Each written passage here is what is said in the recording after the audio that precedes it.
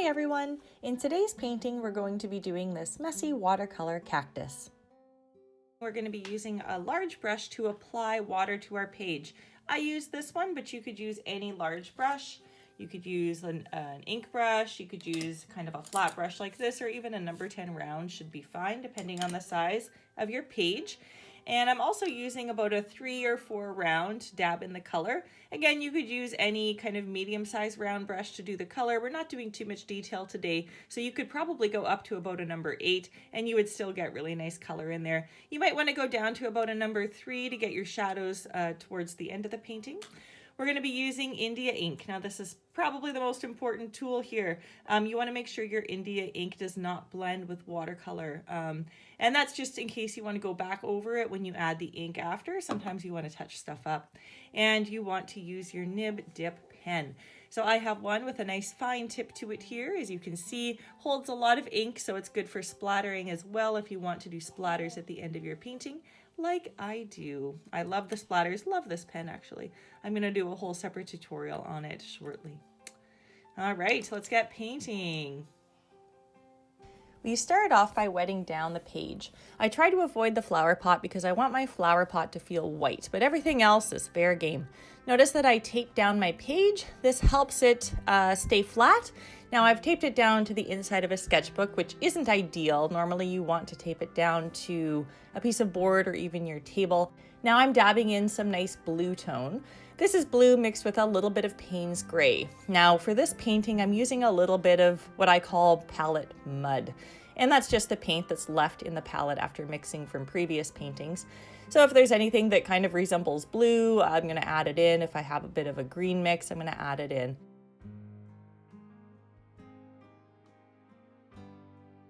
This top color here is a different brand of paint. This purple color is Paul Rubens paint, and I find it to be a little bit more opaque than my other paints, but it does have a beautiful color to it, so I'm using a different brand as well here.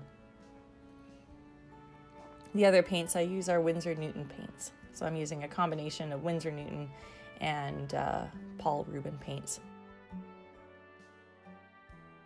Just trying to get some nice tone in here.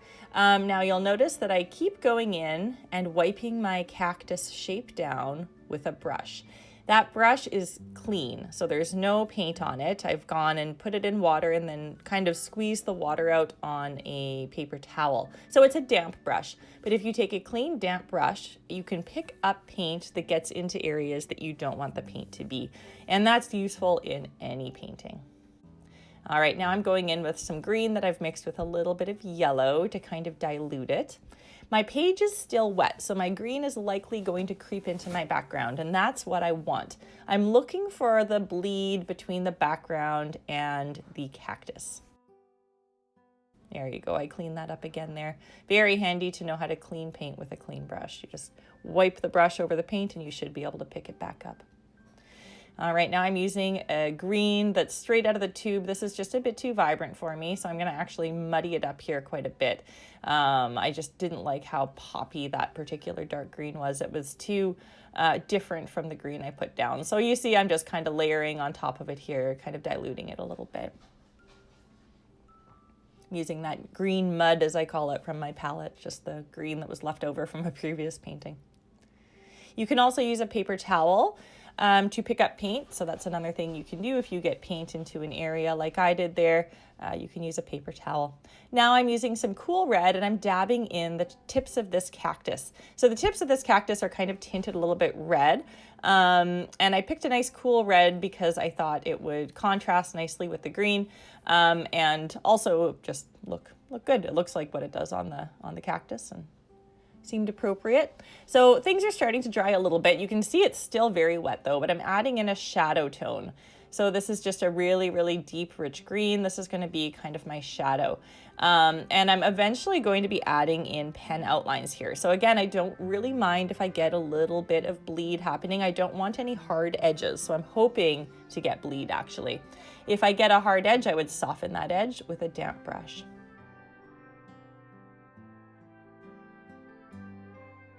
Now I'm adding a little bit of Paynes gray to some of the shadow areas as well. Again, my page should still be wet. I'm trying to move very quickly here. Speaking of moving quickly, this video is sped up so that it doesn't take too long to get through. So it's sped up, I think it's at about 220% regular speed. So my actual painting took me at least twice this long.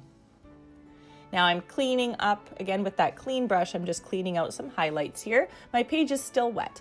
I just hit it with a spray bottle. That's gonna give me a little bit of almost a salt-like texture without the texture of salt being in my painting. I often use a spray bottle to add just a splash of texture.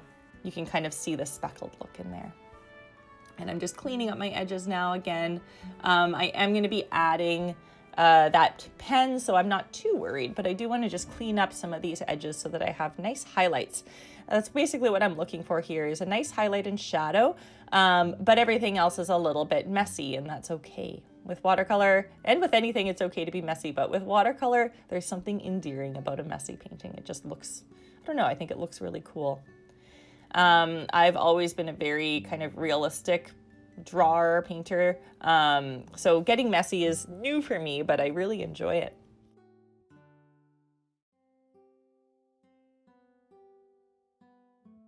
Okay, so now it's time to wet down the table and kind of do all the same steps. I didn't want my table to blend too much with everything else, so that's why I'm treating it differently, doing it at a different time. And I'm just dropping in a little bit of that kind of muddy brown color, and now I'm gonna drop in a shadow while it's wet using Paynes Gray. So just dabbing in that shadow. I do want it to hug the base of the flower pot, so that's why I kind of tucked it in around there. And I'm just gonna kind of clean it up here before it gets too out of control. I don't want it to take over the whole table. Now I'm going to add in my tone for the flower pot. And I don't mind if the flower pot and the shadow kind of blend together a little bit, and the table, that's all okay. I just wanted it to stay feeling white. The color I'm using here in the flower pot is also Paynes Gray. In my reference photo, there's a red pot beside the white pot on the right-hand side. So there is a little hint of red in there. That's why there's that kind of brownish red color I just dropped in.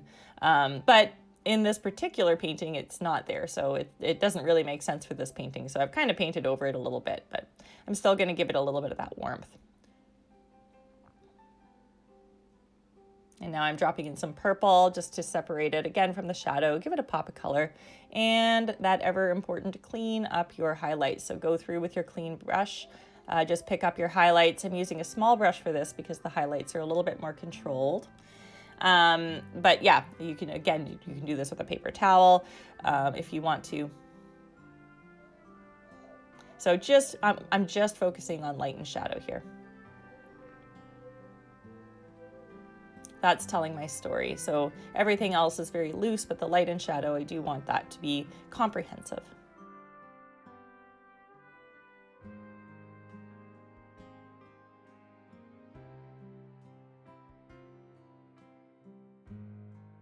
Now I'm going to go in and add a little bit more of a shadow at the bottom here. I thought when my shadow dried, it became too diluted, so I want that to be a little punchier. And then I also want it to give a nice shadow under the rim on the flower pot. So again, those are two areas that are a little more controlled, so I waited for the painting to be a bit more dry before I added them in, and then softened the edge with a clean, wet brush. And now we're going to go in and get a little more aggressive with some of our shadows in the cactus. The cactus is now dry, so I'm going to have to go in and kind of go around every one of these paint strokes that I put in with a clean, damp brush, and that will soften the edge so that I don't have a really hard edge in there. I don't want hard edges because this is it's a very loose, very soft painting, so I want to avoid those hard edges. I'm going to leave my hard edges to the pen. That's going to give me those crisp edges, those crisp outlines. So the painting itself can be very, very loose, and that is a-okay.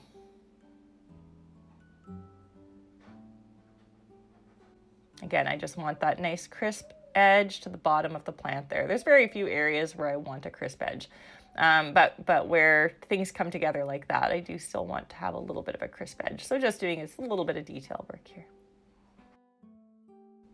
Now we need to make sure that our painting is absolutely 100% dry before we add in our ink. I used a blow dryer to make sure, but it was already feeling pretty dry before that. Now the pen I'm using here is a nib dip pen.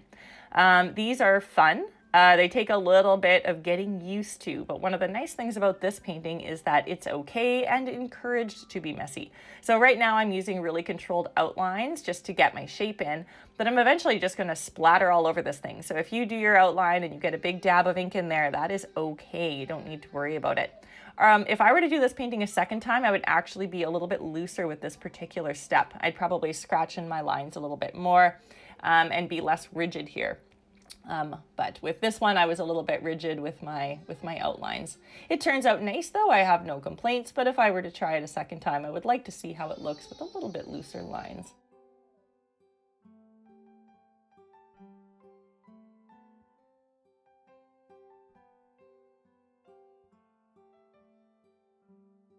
When you re-dip your pen, you tend to get a little bit of a thicker line. When your pen starts to get a thin line, even if you press a little bit harder, that means you're running out of ink and it's time to refill your well.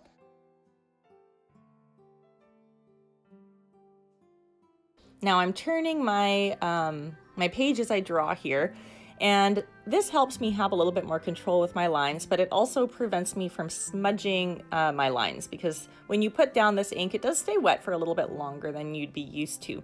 So you don't want to ever run your hand directly over your artwork when you're drawing.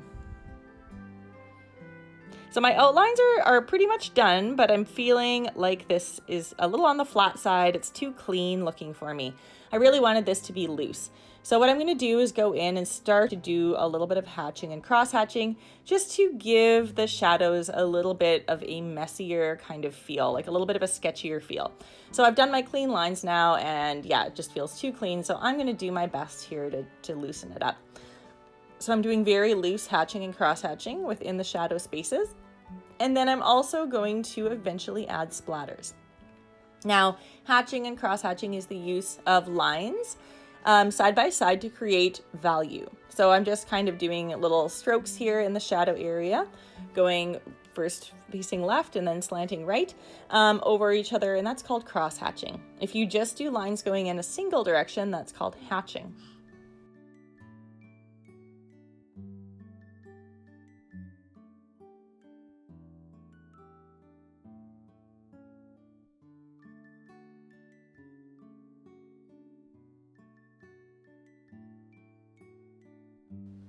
Now getting into the flower pot, this is where the hatching and cross hatching is going to be most evident because it's a lighter area on the painting. And I do think like once the texture gets in, this starts to feel a lot more interesting here. So a lot of hatching and cross hatching within the pot. I mean, it stands out a lot. There's not a lot in there, I guess. And then I really dive into it in the shadow area. So if you look at the final artwork, you'll see that the cross hatching and hatching is probably most aggressive in the shadow, but also maybe the least obvious in the shadow, because that's a dark area to begin with, so you don't see the lines quite as much because you don't have as much contrast. Yeah, is that right?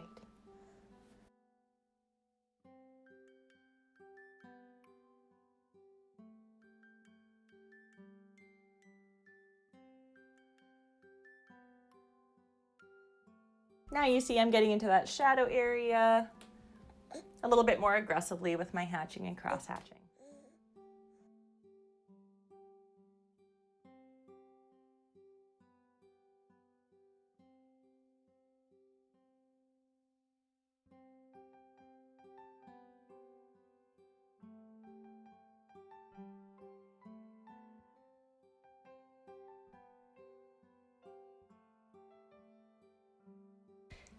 I accidentally did a few splatters without you there, but this is what I do. I like to put something raised on top of my artwork. So I use bottle caps and I just kind of loosely cut a piece of paper and I place the piece of paper on top of the bottle caps. This way, if any of the ink blots or watercolor dablets kind of touch the edge of the page, it won't create it won't bleed into the page and create a bit of a line there. When you're using watercolor, if you get any big dabs somewhere you don't want them, again, you can just pick it up with a paper towel.